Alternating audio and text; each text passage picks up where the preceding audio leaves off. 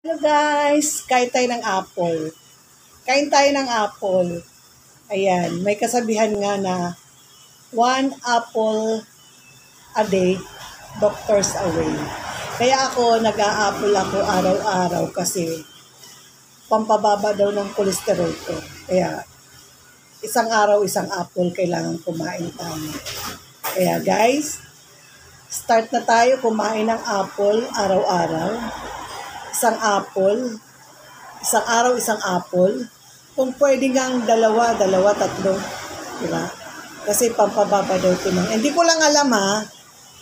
Hindi ko alam, hindi naman ako expert.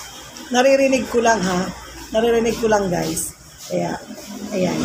Kaya naririnig ko lang na yung apple daw, the best yan para bumaba ang cholesterol. Ewan ko kung totoo. Kaya kainin natin.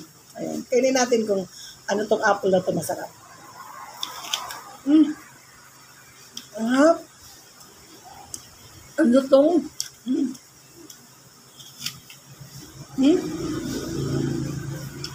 Bangga. Ang sarap ang lutong. Ha? Wow, naka-apple.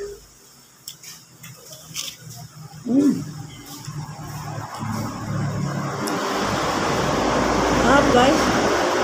Kain tayo. Sarap.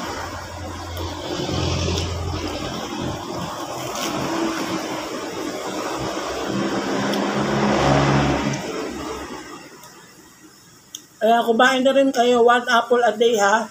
Bye guys, sa susunod ulit na video ko.